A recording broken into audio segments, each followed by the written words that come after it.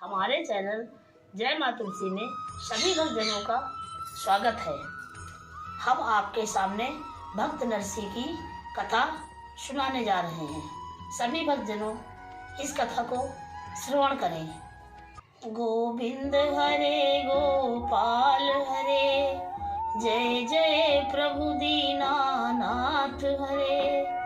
आकाश हिमालय सागर में, पृथ्वी पाताल चराचर में, यह मधुर बोल गुंजार रहे।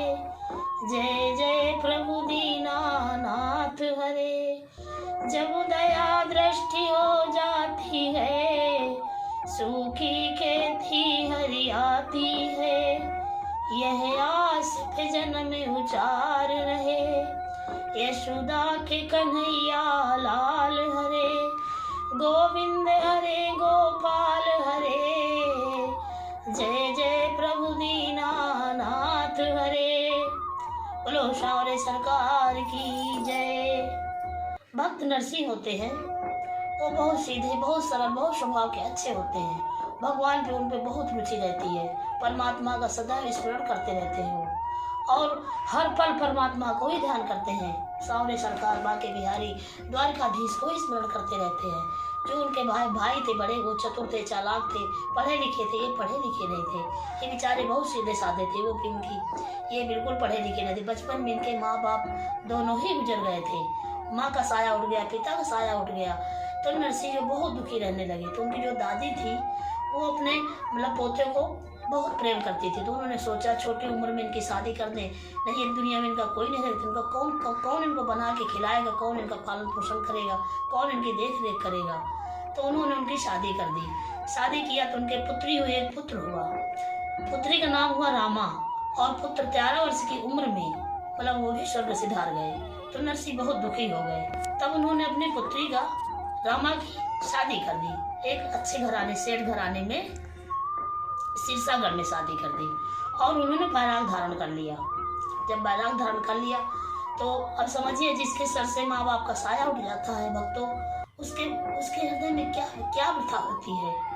तो उसके लिए सुनिए कि जिसकी तरुणाई में माता का देहांत हो गया हो, जिसका इकलौता बेटा हो, माँ की गोदी सूनी कर गया, ऊपर से पानी गिरता हो, जिसको कर्जे की चिंता हो, उसको फिर कैसे नींद पड़े, जिसके घर सुता सयानी हो।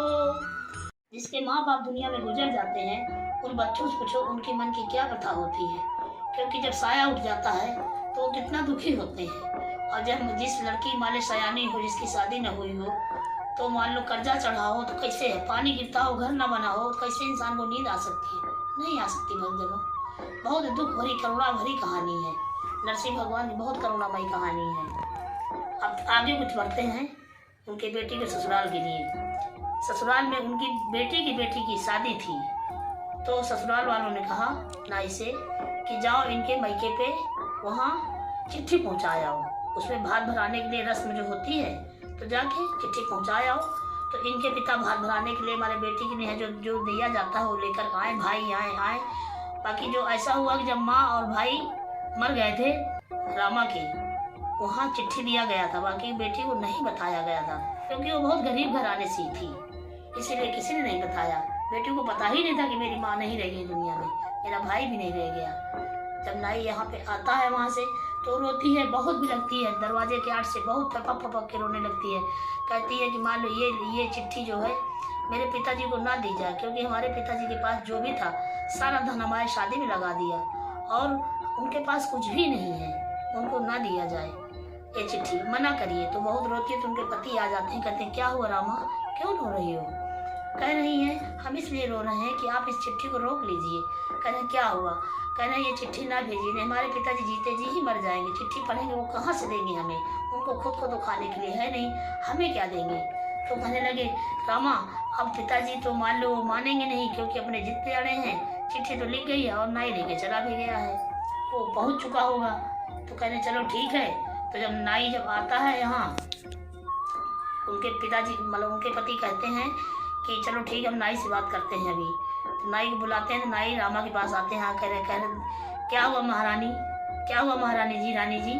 तो कह रहे हैं कि जो हमारे पिता के पास चिट्ठी है लेकिन ना जाइए, ठीक है जाइए, और कह दीजिएगा कि आप परेशान मत हुए पिताजी, माने जो लिखा है कोई बात नहीं, जो आपके अटे लेके आइए, ना अटे तो भी लेके आओ, खाली हमसे मिलने चले आइए। 22 वर्ष हो गए हम आपको देखा नहीं, हम अपने पिताजी से मिलना चाहते हैं। नाई से कहा ये कह दीजिए जाकर हमारे पिताजी से। तो कहने लगे चलिए ठीक है रानी जी, चले जाते हैं नाई। जब वहाँ जाते हैं पूछते हैं कि यहाँ पे नरसी नाम के एक सेठ रहते थे, वो कहाँ पर हैं? तो लोगों ने कहा कि कौन नरसी? नरसी भगत? कहने नरसी सेठ। कहा अच्छा। तो भगवान ने सोचा कि इनको कोई नहीं बताएगा, तो भगवान ने एक साधु का भेष धारण किया द्वारिकाधीश ने, और आके नाई से मिले और उन्होंने कहा और क्या है राम भाई? तो कहने लगे कि हमको नरसी सेठ से मिलना है। कहा अच्छा चलिए ठीक है। नरसी सेठ ही मंदिर में। कहने लगे कि हम कोई पुजारी से मिलने नहीं आए हैं, हम तो सेठ से मिलने आए हैं। तो भगवान ने कहा नहीं, यही नरसी राजा, यही सेठ हैं, नरसी भगत यही हैं। तो जाके पहुँचते हैं और लेटर देते हैं। तो जब वो चिट्ठी देखते हैं तो चिट्ठी उनके गोविंद के चरणों में रख देते हैं। और क्या सोचते हैं कि माले पूछते हैं भैया कुछ पानी पत्ता करेंगे? तो कहने लगे हाँ काहे नहीं करेंगे। कहा भाई हमारा तो आज एकादशी का व्रत है। तो उन्होंने कहा भैया आपका एकादशी व्रत है, हम एकादशी होते भी तो कहा कोई हमको आप कुट्टू की पूड़ी खिला देते, जो एकादशी के व्रत हम होते, आपकी क्या हैसियत है कि हमको क्या खिला देते आप? बेचारे नरसिंह भगत सोचने लगे कि हमारे एक दरबार पे एक माल अतिथि आया है, हमको बहुत अच्छे से इनका स्वागत करना चाहिए।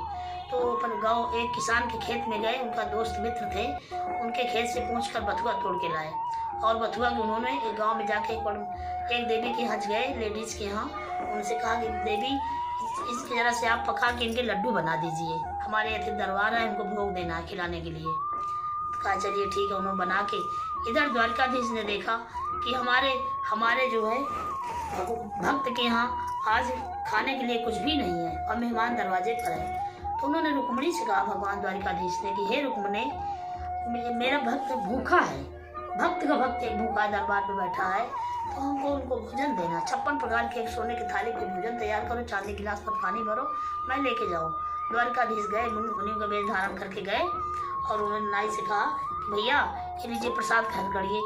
तो उठे, सो रहे थे नाई, तो अपना उन्होंने प्रसाद लिया और भोजन खा लिया। 56 प्रकार भोजन खाया। तो उन्होंने कहा कि मान लीजिए ठीक है आप खा तो लिए हैं, पर हमारे यहाँ एक रिवाज है कि जो भोजन जिस थाली में किया जाता है उस थाली को हम लोग जूठी थाली नहीं लेते हैं। तो नाई तो सोचने लगा अपने मन में कि अरे इतना बड़ा चमत्कार, क्यों ऐसा तो मान लो हमारे जिंदगी में कभी हमको मिला ही नहीं है इस तरीके से कि सोने की थाली भोजन करें, चांदी गिलास में पानी पिए, खाने के बाद कहते तो अपने घर ले जाओ। तो उन्होंने खाया और थाली को रख दिया अपने पास में और चले गए भगवान। फिर थोड़ी देर के बाद नरसी आते हैं और कहते भैया खा लीजिए, प्रसाद लाए भगवान का, ग्रहण कर लीजिए भोजन। कहे भैया हमने अभी तो ग्रहण किया प्रसाद, अब हम क्या ग्रहण कर लें, हमारा पेट भरा है। तो नरसी सोचने लगे कि हमारा मजाक उड़ा रहे हैं क्योंकि अभी तो हमने कुछ खाने के लिए दिया ही नहीं। करे आपने वो मुनीम को भेजा था ना, तो उन्होंने दिया हमको और वो भोजन दे के चले गए, हम उनका प्रसाद ग्रहण कर लिया है। अब हमें आदेश करिए तो हम चले अपने वापस सिरसागढ़ के लिए। नाई जूनागढ़ से सिरसागढ़ चले जाते हैं। फिर नरसी भगत जो है तैयारी करके गांव जाते हैं, किसान से एक टूटी फूटी बेचारे गाड़ी मांगते हैं। कहते हैं भैया हमको एक दिन के लिए अपने बूढ़े बैल और एक टूटी फूटी गाड़ी दे दो, अपनी बेटी के यहाँ भात भराया है।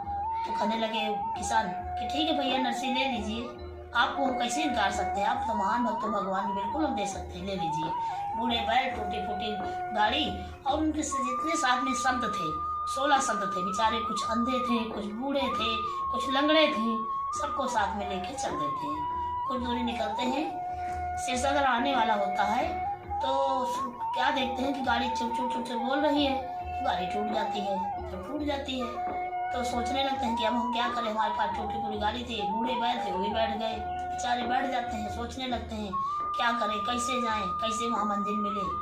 तो भगवान को याद करते, हे मुरली वाले, हे बांके बिहारी, हे द्वारिकाधीश, प्रभु इतनी परीक्षा अपने भक्त की मत लीजिए, आज मेरे पास कुछ है भी नहीं, सिर्फ मैं अपना शरीर लेके जा रहा हूँ अपनी बेटी से मिलने, तभी प्रभु आज ये गाड़ी टूट गई, दूसरे से मांग के लाए। प्रभु मैं तो सब कुछ आप पे अर्पण कर चुका हूँ परमात्मा, सबका देखने वाले हो प्रभु। ये बेचारे अंधे संत, बूढ़े संत, इनको कैसे वहाँ तक मैं लेके जाऊँ? मैं अपनी बेटी से कैसे मिलूँ प्रभु? भगवान का आसन डोलता है, भगवान द्वारकाधीश का आसन मिलता है। रुक्मिणी से कहते रुक्मिणी और रुको एक मिनट मैं आता हूँ। तो कहा प्रभु कहाँ जा रहे हो? कह रहे मेरा एक भक्त मुझे बुला रहा है, बहुत संकट में है। आते हैं छोटे से बालक के एक बढ़ई के रूप में आते हैं, आके कहते हैं कि बाबा क्या हो गया? कहने लगते हैं क्या रे बेटा गाड़ी टूट गई है, जाना चाहते थे बेटी घर, वहाँ जा नहीं पा रहे, कैसे जाएं? तो उन्होंने कहा कि क्या बेटा तुम बना लेते हो? कहा हाँ बाबा बना लेते हैं, थोड़ा बहुत आता है घर परिवार चलाने के लिए, आप बना लेते हैं। लाइए क्या बनाना है, ठीक कर देते हैं। कहा चलिए ठीक है। उन्होंने खतौड़ा लिया, पुट्टू पुट्टू किया, गाड़ी बन गई। गाड़ी में सब लोग बैठ गए। बैलों के कान में ऐसे कुछ कहा भगवान ने, कह रहे भगवान इनकी मंजिल इनको पार करवा दीजिए।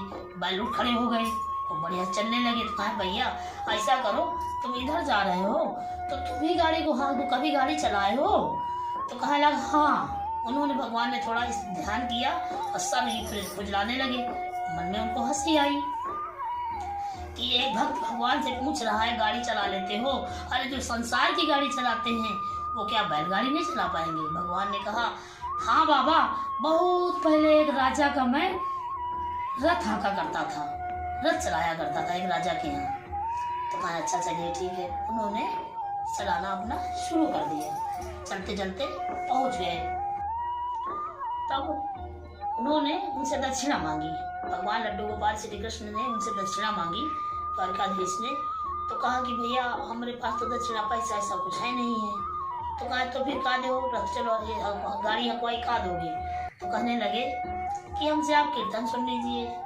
कहा चलो अच्छा ठीक है भैया, कीर्तन है सुन लेते हैं, यही बहुत भगवान के बोल हो जाएंगे मान ले कानों में, अच्छा लगेगा हमें। दीनन के दीन दयाल हो, दीनन के दीन दयाल हो, भजो राधे गोविंद, भजो राधे गोविंद, मेरे कन्हैया नंद लाल हो, भजो राधे गोविंद, नरसिंह के पालनहार हो, भजो राधे गोविंद, राधे गोविंद भजो, राधे गोविंद भजो, दीनन के दीन दयाल हो, भजो राधे गोविंद। बोलो द्वारिकाधीश भगवान की जय। और भक्त नरसिंह वहाँ पहुँच जाते हैं, कृष्ण भगवान अंतर्ध्यान हो जाते हैं और भक्त नरसिंह शीशागढ़ में पहुँच जाते हैं। तो वहाँ के जो सेठ होते हैं कहते हैं संधि जी आ गए, संधि जी आ गए भाई। तो देखा तो टूटी फूटी गाड़ी होती है, अंधे बूढ़े संत होते हैं, खुद बेचारे फटे पुराने कपड़े पहने होते हैं। तो कहते हैं इनको तुरंत जल्दी से गौशाला में ले जाओ, कोई देख ना पावे। कोई देख इसलिए न पावे क्योंकि इनके पास तो कुछ भी नहीं है, और जिसके पास कुछ नहीं होता तो उसका दुनिया में कोई नहीं होता है। कहते हैं कि इतना गरीब बाप किसी का ना हो, बेटी का बाप कभी गरीब ना हो। बेटी भले न दे, बाकी बेटी का बाप गरीब नहीं होना चाहिए। क्यों? कि जिसका बाप गरीब होता है ना भक्तजनों, उसकी संसार में कोई इज्जत नहीं करता है, सिर्फ भगवान के अलावा। तो बेचारे गौशाला में पहुंच जाते हैं। वहां जाते हैं, ना उनको कोई पानी पूछता है, ना कोई नाश्ता पूछता है, ना कोई खाना पूछता है। यूँ को तो बेचारे अपना झाड़ बटोर के कूड़ा कचरा साफ करके बैठ जाते हैं। जब बैठ जाते हैं वहाँ, तो बेटी को जब पता चलता है कि हमारे पिताजी मिलने आए हैं, तो बड़ी बड़ी दाढ़ी हो जाती है, बूढ़े हो जाते हैं, संत हैं, बड़े बड़े बाल हो जाते हैं, कपड़े फटे पुराने होते हैं। तो बेटी पहचान नहीं पाती अपने पिता को, सब जगह ढूंढती है। बाकी अब बच्चे भूल सकते हैं माँ बाप को, बाकी माँ बाप नहीं भूल सकता अपनी बेटी बच्चों को। क्यों? क्योंकि वो पहचानते हैं यही मेरा बच्चा है।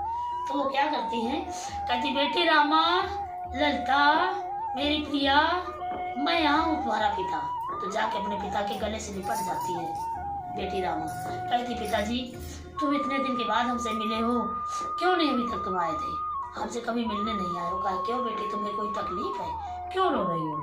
मत रोइए, भगवान ने तुमको सब कुछ दिया है, अपने घर में तुम खुश हो, मैं भगवान में खुश हूँ, मैं भगवान का भजन करता हूँ, भगवान में मस्त रहता हूँ। तो रामा फिर मिलती है और चली जाती। कहती पिताजी आपको जो नाश्ता पानी मिलता है कर लीजिए, आप रुकिएगा नहीं, मेरी माँ कैसी है? मेरा भाई कैसा है। बाकी रामा को नहीं पता होता है कि माँ तो मर चुकी है, भाई भी मर चुका है। बाकी रामा को किसी ने नहीं बताया। बेचारी वो रोती है। बाकी यदि वो सोचते हैं नरसी कि यदि हम इसको बता देते हैं तो इसके ये भी मान ले 3 जीव चले जा सकते हैं दुनिया से। मान ले अचानक किसी कोई मौत के बारे में बता दो तो सदमा लग सकता है, कुछ भी हो सकता है।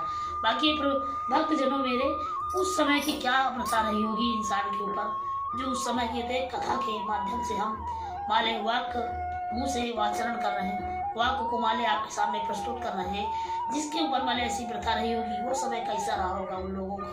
एक कथा है नरसिंह भगत की कथा, बहुत अगूढ़ है, बहुत विश्वसनीय है, बहुत भक्त गूढ़ है, क्योंकि ये बहुत भगवान के महान भक्त थे।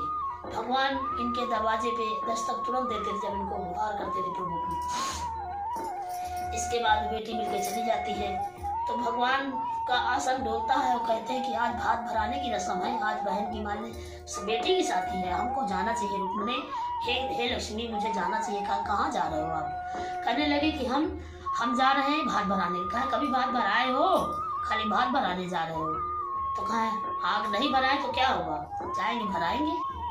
भगवान जो है अपना रथ निकालते हैं। कहते कुबेर, कहा हाँ, जितना खजाना चाहिए, जो पर्चा है तुम्हारे पास, पर्चा में देखो क्या क्या लिखा है। तो कहा प्रभु, इसमें 1 कुंटल सोना, 1 कुंटल अरसरफी, 1 कुंटल चना, 1 कुंटल किशमिश, 1 कुंटल मेवा, 1 कुंटल छुहारा, 1 कुंटल बादाम, 1 कुंटल काजू, 1 कुंटल किशमिश, जितनी सारी मेवाएं हैं, सोना चांदी कपड़ा गहने, इतना प्रभु कुछ लिखा है कि लगता है पूरी एक मार्केट तो लूटना ही पड़ेगा। कुबेर कहने लगे। तो कहने लगे चलिए ठीक है, जितना लिखा उससे 3 गुना सामान बढ़ा लो और रथ में भरवा लो, चलो बहन का भात भराना है। तो भगवान वहां से द्वारकाधीश चलते हैं रथ लेके अपना और आते हैं यहाँ। तो जब देखते हैं कहते रहे हो तो वही मुनीम जी आ गए, मुनीम जी आ गए, मुनीम जी आ गए। नौवा दौड़ के दौड़ा, कह रहे तो वही मुनीम को सोने की थाली में खाना और चांदी गिलास में पानी दिया था। अरे कहा भाई मुनीम जी आ गए, मुनीम का स्वागत करिए। तो उन्होंने देखा घर बना था, हमारे घर काफी बड़ा बना था, तब के जमाने का बना होगा बड़ा घर जैसा भी हो। तो वो देखा कि इतनी माया, मतलब जब आए तो रथ इतने भरे थे तो अपने हाथों से फेंकने लगे मोहरे, असरफी, सोना पैसा। गांव में जब घुसे तो यूं करके निछावर करने लगे। तो लोग गांव के मतलब बिल्डिंग के रखने लगे, कहा कौन आया, कहा वो रामा के भाई आए, रामा के भाई आए, रामा के भाई आए। तो जो मतलब रामा की जो सास लोग थी, सास पर सास अजिया सास, जो सांसें जितनी जो सांसों की जितनी सांसें निकलती हैं, जितनी सांसें थी सब उन्होंने रामा को इतना सताया, इतना जला कुटा कुकड़ी जल कुटी कलमुही क्या क्या बेचारी को प्रयोग किया। तो बेचारी मतलब अपने साड़ी के पल्लू में सर छुपा के रो रो के वो अपना वो आंखें बेचारी लाल की हुई थी। और फिर कहाँ मान ले कोई हमारे पिताजी आए हैं तो कुछ लेके नहीं आए, सब कोई हमारा मजाक उड़ा रहा है। तो उनके पति कहने लगे कि आप बाहर चलिए, आपके भाई आए हैं। कह रहे हम नहीं जाएंगे, झूठ बोल रहे हो आप, हमारे पिताजी आए थे कुछ नहीं लाए, तो आप हमारी आप निंदा कर रहे हो। तो उनके पति कहने लगे नहीं ऐसी बात नहीं है, आपके भाई आए बहुत कुछ लेके आए हैं। तो फिर वो सोचने लगी रामा कि चलिए ठीक है देखते हैं। तो उन्होंने जल्दी से थाल सजाया पूजा की बारी। जब भाई भात भराने जाते हैं बहनों के यहाँ तो भाई बहन का फर्ज होता है कि अपने भाइयों की आरती उतारें। तो उन्होंने आरती सजाई थाल में और दरवाजे चौखट के पास खड़ी हो गई आगे। भगवान श्री कृष्ण आए, देखा तो तुरंत गले मिली। कहा भात कहाँ बनना, सामान इतना ज्यादा लेके आए थे कि कहीं धरने की जगह ही नहीं थी। सास नानी जितनी जो लोगे थी पूरा घर भर गया, लोगों खड़े होने की भी जगह नहीं कहीं, इतना सामान भगवान ने लेके आए। एक भक्त की भाव थे, क्योंकि नरसिंह भगत ने भगवान को सदैव स्मरण किया था। तो भक्त के लिए भगवान ने अपना पूरा फर्ज अदा किया, क्योंकि नरसिंह के पास कुछ भी नहीं था सिर्फ भक्ति के सिवा। तो भक्ति में भगवान ने इतना कुछ बहन को देने के लिए लेके आए कि ननद सास जितने लोग सबको खुश कर सके, इतना लेके आए कि शायद अपने जीवन में कभी उन्होंने देखा ही नहीं था। और फिर बहन के अपने गले मिले। उसमें रस्म भी होती है, एक रस्म होती है कि मतलब भाई के गले बहन मिलती है, बहन भाई के गले मिलते हैं, आपस में दोनों मिले। बहन को रोना भी पड़ता है, रोया भी जाता है, वो भी एक लोग कहते हैं कि रोना चाहिए, क्योंकि रोने से कि मतलब ये एक परंपरा है। तो भगवान के गले मिल के बहन रोते हैं तो भगवान कहते हैं कि बहन रोइए मत रोइए, रोया नहीं बस हो गया बहुत हो गया, मत रोइए, हमें भी मत रुलाइए, बहना मत रोइए। जिस चीज़ की कमी हो बताइए, मैं लेके आया हूँ, जो कमी हो मैं और लेके दूंगा आपको। तो बहन कह रही नहीं भैया आप आए, हम बहुत मेरे पर खुशी के आंसू निकल रहे हैं। तो फिर क्या होता है, रामा भगवान के लिए एक छोटा सा मतलब कीर्तन सुनाती हैं, कहती हैं अपने मन में इस चीज़ के लिए, भगवान के लिए। सखियाँ लोग मिलजुल के गाने लगी, रामा भी गाने लगी। एक जो है वहाँ ब्रज की सखी थी, कृष्ण भगवान की गोपिका थी वहाँ उन्हीं के मंडल में, वो भगवान श्री कृष्ण को पहचान लेती है। तो कानों में रामा कहती है कि ये रामा, ये कृष्ण है, द्वारिकाधीश है, भगवान है, तीन लोक के नाथ है, ये बापों के बाप है, ये सबके बाप हैं, ये तुम्हारे भाई नहीं है। तो उन्होंने कहा, दासी गोपी ने, बहना रामारी आज कन्हैया घरे आए, बहना रामारी आज कन्हैया घरे आए हैं, इनसे बांसुरी लीनो बजवाए, इनसे नेगिलिनो बांसुरी बजवाए, बहना रामारी आज कन्हैया घरे आए हैं, आज कन्हैया घरे आए हैं, बहना रामारी आज कन्हैया घरे आए हैं। कानों में कुंडल, कानों में कुंडल, मोर मुकुट है, गल बैजंती माला, बहना रामारी आज कन्हैया घरे आए हैं, इनको माखन मिश्री दिनों तुम खिलाए, रामा बहनारी और 100 बार आरती लीनो उतार मेरी बहनारी, आज कन्हैया घरे आए, बहना रामारी आज कन्हैया घरे आए। बोलो द्वारिकाधीश भगवान की जय।